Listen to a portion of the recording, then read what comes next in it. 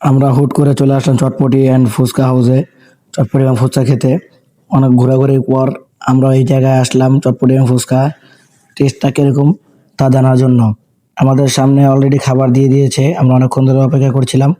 এই জায়গার দৃশ্যটি মোটামুটি একটু নীরব, কিন্তু সময় কাটানোর জন্য অনেক ভালো। যারা মার্কেট করতে আসে এখানে, তারা এখানে ঢুকে চটপটি এবং ফুচকা খেয়ে যায়, সময় কাটিয়ে যায়। এখানে যে জায়গা দেখতে পাচ্ছেন, উনি হচ্ছে এই দোকানের সার্ভ করে সবসময়, উনি এই দোকানে সবসময় থাকে। ওনার এক পাশে ফুচকা বানায় এবং অন্য পাশে এইখানটাতে বানায় চটপটি। যারা যেটা খায় সে ওইটাই সার্ভ করে থাকেন। এখানে জায়গাটা অনেক সুন্দর। আমরা অলরেডি খাওয়া শুরু করে দিয়েছি, আমাদের পেটে তখন অনেক ক্ষুধা ছিল, তাই আমরাও খাওয়া শুরু করে দিয়েছি। খাবারের মানটা মোটামুটি ভালো ছিল, অতটা খারাপ নয়। তো আপনাদের চারপাশটা ঘুরিয়ে দেখানোর চেষ্টা করব। আমাদের খাবারের মানটা মোটামুটি ভালো ছিল, কার কার কাছে কিরকম আমরা জানি না, কিন্তু আমাদের কাছে মোটামুটি ভালো ছিল, ততটা খারাপ নয়। উনি হচ্ছেন আমাদের বড় ভাই, উনি খাবারটা খুব ভালো বলেছেন। কারণ এক একজনের কাছে এক এক রকমের স্বাদ।